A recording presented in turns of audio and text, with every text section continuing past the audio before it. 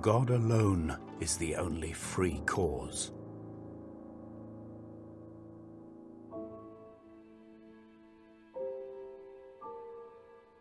Without God, no thing can be, or be understood. It cannot be said that God loves mankind. There can be in him no love of something, since all form only one thing, which is God himself. I think that he seeded the Enlightenment and all of the good things that followed from the European Enlightenment. Spinoza is of the level of, say, an Aristotle or a Kant or a Descartes. Those are philosophers that can really give you work for a lifetime. I'm Michael Goldfarb, and this is Heart and Soul on the BBC World Service. How much do I love this noble man, more than I could say with words. Albert Einstein. Like Albert Einstein, I love Spinoza. I can't say I understand him, although I've been reading his work for more than 40 years. I admire the simple way he lived his life, although I can in no way emulate it. How can I persuade you to love him as well? To see that Spinoza, a man of the 17th century, is the philosopher for our time, and that the era in which he lived had some similarities to our own. What proofs and demonstrations can I offer to convince you? Luckily, I am not alone in this love for the philosopher, and I have found people from many different backgrounds to help me in this task.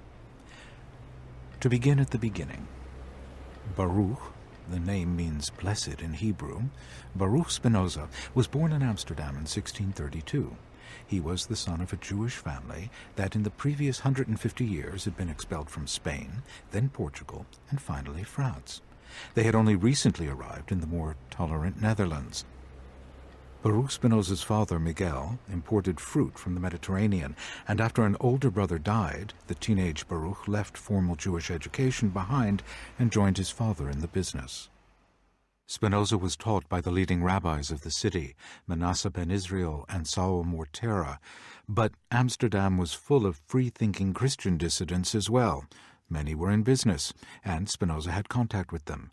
Soon he was questioning his teachers and his community's belief that the Torah, the 5 books of Moses, and the rest of the Old Testament were somehow divine, that the words originate with a deity who is rather like us, and who watches over and interacts with humanity. That the Bible is not divinely revealed and is a set of wisdom teachings may seem to make sense today, but in the middle of the 17th century, that was a great leap forward. It was also heresy. He is so radically outside of his time. I think he's radical even for today. I think we're still trying to catch up to Spinoza. Rebecca Neuberger Goldstein, professor of philosophy at New York University and author of Betraying Spinoza, the renegade Jew who gave us modernity. I think the fact that he was a Jew, that he grew up in a community of refugees from the Iberian Inquisition, had something to do with his radicalism, that he felt the sort of tragic situation of the Jews. He grew up being surrounded with that tragic situation, and he uses Cartesian rationalism to think his way outside of these problems, thereby becoming a real radical, such a radical that he's, as you well know, he's put into Harem, into what we call excommunication by his Jewish community. In the summer of 1656, 23-year-old Baruch Spinoza, for reasons that remain unclear, was put in Harem, excommunicated, by the Portuguese Jewish community of Amsterdam.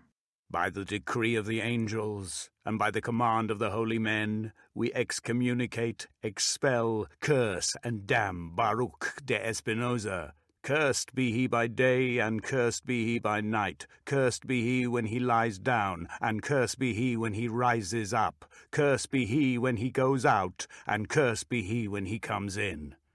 The elders of Amsterdam's Talmud Torah, 27th of July, 1656. Like much else about his life, there are not many specifics available to explain why he was expelled. For some, in what remains of Amsterdam's Jewish community, the excommunication was just. I have been reading Spinoza's book, but I don't know why he's so famous. Pinchas Toledano, chief rabbi of Amsterdam's Portuguese Jewish community. Spinoza didn't care one way or the other. He probably laughed at the Harem. He probably laughed even at the rabbis who imposed it. I mean, you can see from his argument, he says that there is no God, except in a philosophical way, which I don't even know what he meant. He says also that the law of Moses is no longer divine. When a person is dead, there is no more the so-called immortality of the soul. There is no life after death.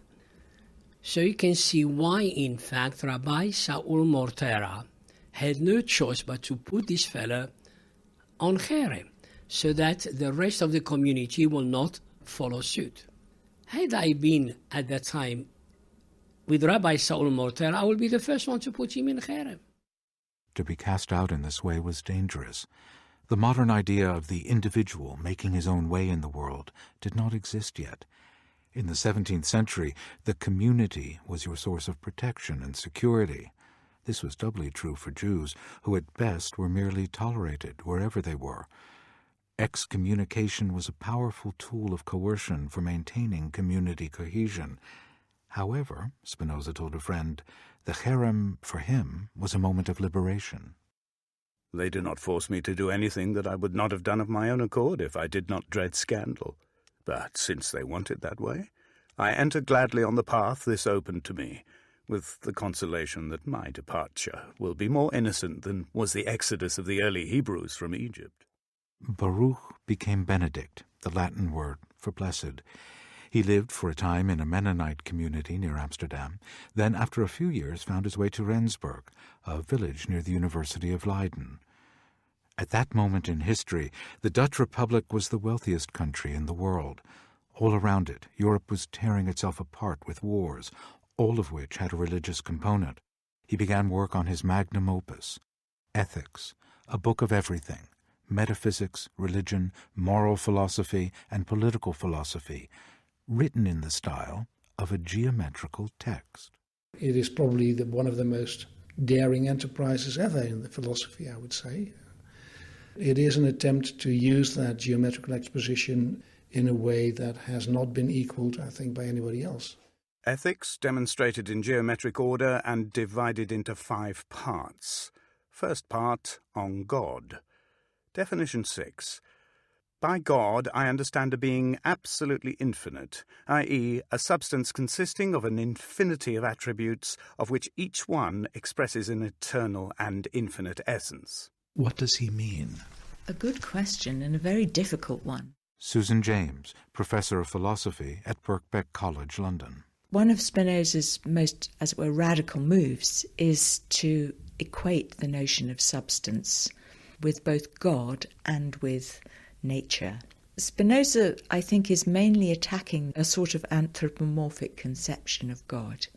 So he's saying, look, you tend to think about God as some sort of quasi-human being who creates the universe and then providentially rules over it and determines what should happen to us.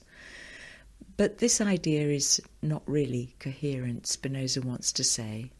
Better to think that, as it were, there is just nature. Nature has a certain kind of structure, and I'm going to call that structured whole that is nature also God.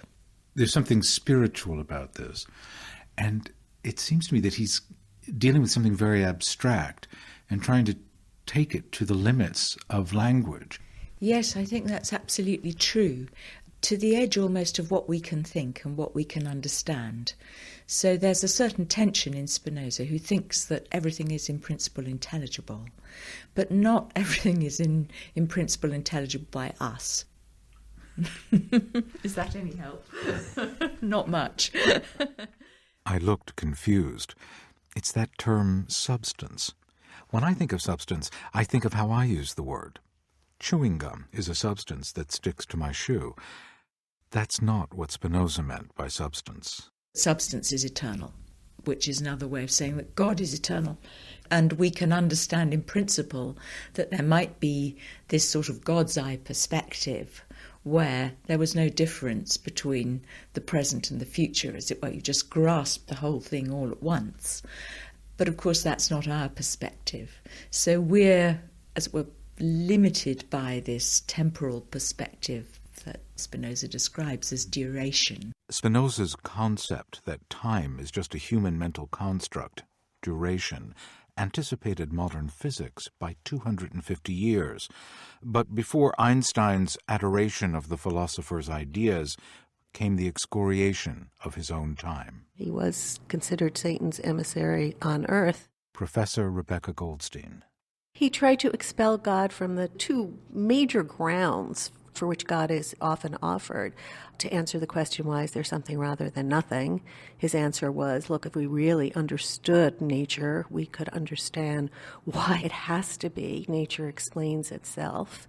And how do we ground ethics? There too, he said, we have to understand human nature, and from that we'll be able to understand an objective ethics. And this was to expel transcendent, supernatural God from the foundations of thinking. No wonder he was considered Satan's emissary on earth. The God Spinoza was trying to convince people to question was the God of biblical texts and blind church-directed obedience to them. He was an apostle for something different.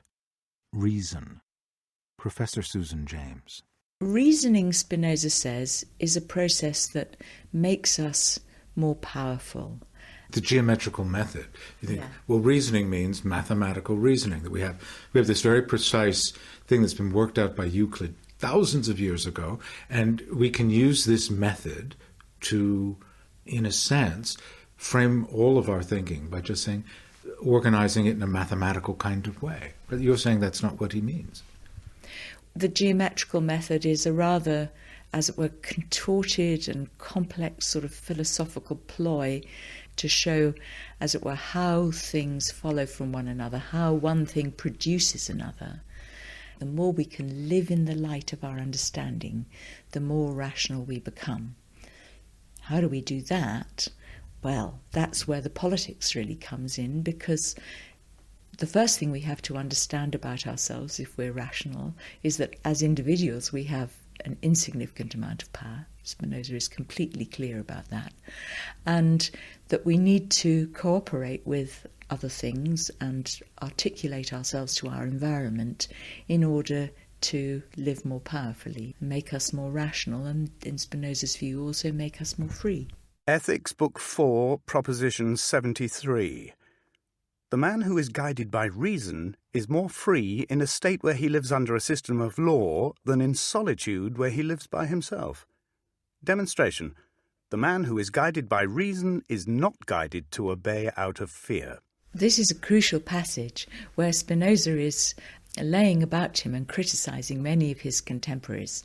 He's criticising Hobbes, first of all, who says the key to social life is fear, and he's entering, therefore, into a debate about how far people should be ruled by fear, and he's saying as little as possible. He's not saying fear has no place in politics. He's very pragmatic about politics, but he thinks of fear as a kind of depressing and disempowering emotion. Fear may be disempowering, but it is not always irrational. In a Europe where the clergy, Catholic and Protestant, invoked their special relationship with God and as interpreters of Scripture to censor new ideas, and had the power of the state to impose harsh punishments, those who had new ideas had to tread very, very softly. It was only a few decades since Galileo had been threatened with torture and forced to recount his view that the earth moved around the sun. Spinoza had friends who had been tortured for free thinking. He broke off the writing of the Ethics in order to publish the Tractatus, and hoping to prove that such freedom as he avails himself of in the ethics is not antisocial, is not a threat to the state, but rather the very reason that the state is necessary to support such free inquiry. So Spinoza constructed his argument. The Bible is faulty, mutilated, adulterated, and inconsistent, and we possess it only in fragmentary form. And if the Bible, the authority claimed by the clergy for their influence in government, is faulty, then how disastrous it is for both religion and state to grant to religious functionaries any right to issue decrees or concern themselves with state business. So what form should the state take if the clergy should not have a key role? I believe democracy to be the most natural form of government and the most consonant with individual liberty. In it, all men remain as they were in the state of nature, equals. This was the first time the word democracy was used in its modern sense. The ultimate aim of government is not to transform men from rational beings into beasts or puppets, but rather to enable them to develop their mental and physical faculties in safety, to use their reason without restraint, and to refrain the strife and vicious mutual abuse that is prompted by hatred, anger, or deceit. The true aim of government is freedom. That is pretty bold. The state exists to support the purpose of our lives, which is freedom of inquiry. The very subtitle of the Tractatus gives the whole story away, wherein it is shown that freedom to philosophize can not only be granted without injury to piety and the peace of the commonwealth, but that the peace of the commonwealth and piety are endangered by the suppression of that freedom. That is right there in the subtitle. What boldness, what audacity. In 1670, the year the Tractatus was published, declaring for freedom of speech and thought, challenging the clergy's role in the government was revolutionary. And a century later, it would inspire real political revolutions. But Spinoza's initial caution was also at work. The Tractatus was published anonymously. It was only the second book the philosopher brought out, and it would be the last published in his lifetime. Now Spinoza had to work on ethics in secret. Like a Soviet-era dissident circulating samizdat, he sent portions of the manuscript to his friends for their comments. In the end, Ethics was published a year after Spinoza's death. It worked out beyond all expectations that in the very reading of him and condemning of him, his ideas began to infiltrate and change the world. Spinoza is to me a philosopher of great hope. He places tremendous confidence in our powers of reason and that we can reach out to something universal and life-embracing and expansive and see the common humanity in all of us, and that reason is able to carry us very far. Music is the art form that brings us closest to Spinoza. Spinoza takes words to the edge of their meaning, but where the sound of words lose the ability to convey abstract ideas, music takes over. Today, Spinoza is a particular inspiration to people who make music. Musical performers hear connections between Spinoza's words and the music of modern composers.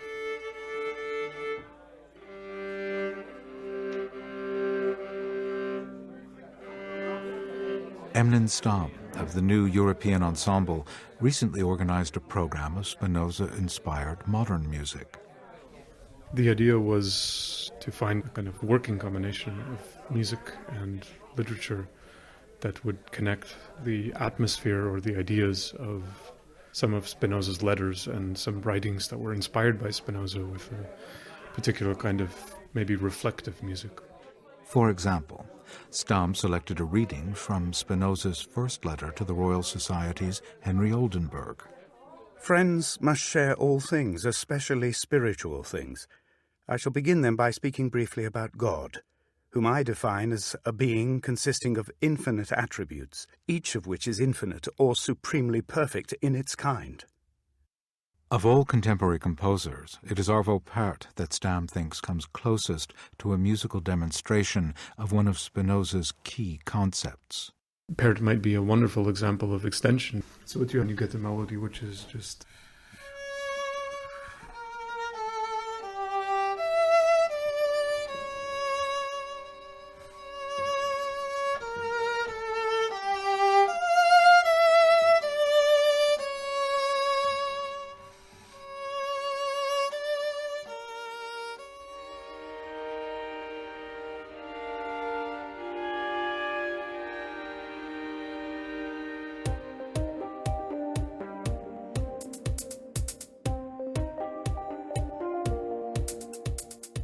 It isn't just contemporary classical composers like Part whose work reflects Spinoza's profound attempt to understand and explain God. There's club DJ and composer Jason Hayward, a.k.a. Spinoza Gambit.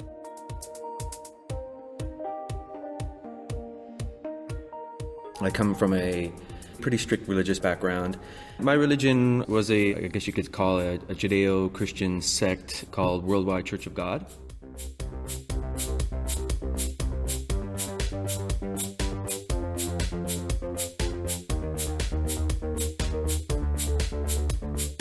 The group's idea of the divine was not to be questioned. When Hayward left the group, he moved to South Korea to make music, but also deal with his need for a new way to express his spirituality. Spinoza inspired me because I wasn't ready, I think, to let go of the idea of God that I had. It was sort of different than the idea that I was brought up with, but I came across Spinoza's idea of God as this universal substance. To me, it seems strikingly modern and in keeping with a lot of New Age ideas about God.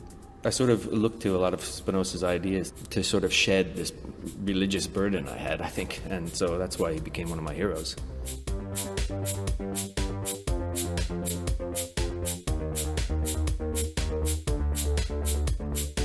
Apart from his ideas, I was inspired by the fact that he would be so vocal about his beliefs, his work in his environment, which I would imagine, at the time would have been very conservative. I think that's an inspiring thing, to go out into the world and say, here's what I believe. And even if you're going to face pretty harsh criticism, that takes a lot of courage. Like I said, I didn't go through that in terms of my religion, but I think, as artists, we do that all the time. You have to have that courage to put yourself out there as an artist, no matter how you think you're going to be received. And that was something that also was inspiring in Spinoza's story.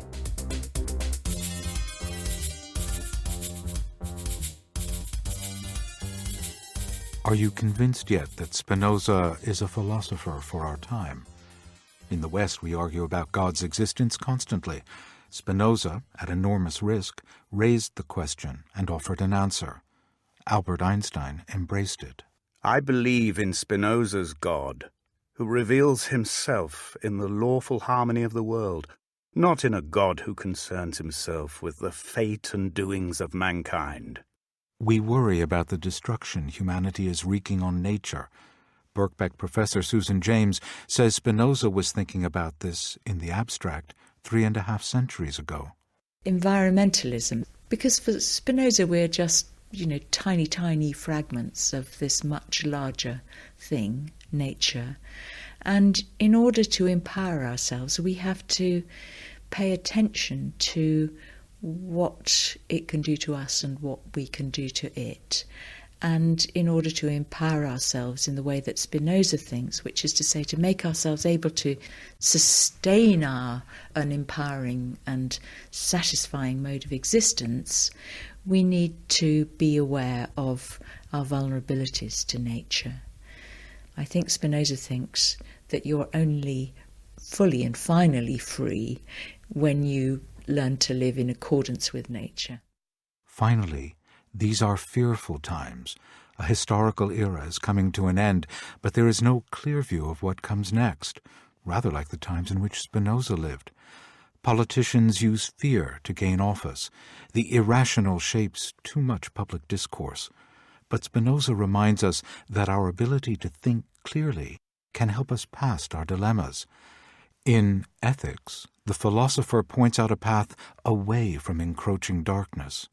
The person who is guided by reason is not guided to obey out of fear. This is still a very radical idea. I just become suffused with the optimism that Spinoza somehow was able to dig out from himself in his loneliness, in his excommunication, to the extent that we try to reason together, try to put our grounds before each other, allowing for critical comments and critical reason. To the extent that we do that, we can make progress together. I do believe that the spirit of Spinoza is relevant to today. It's one of the most hopeful things that I can hold out. And finally, Spinoza, God intoxicated, calls on us to stand fast for reason and truth, the path to liberty.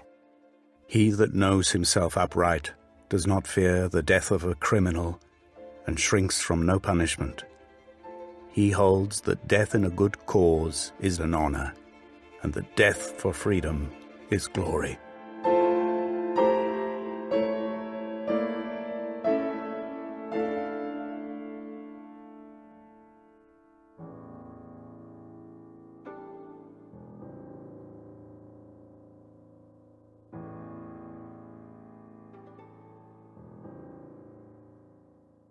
Spinoza, Philosopher for Our Time, was produced and presented by me, Michael Goldfarb, for Heart and Soul from the BBC World Service.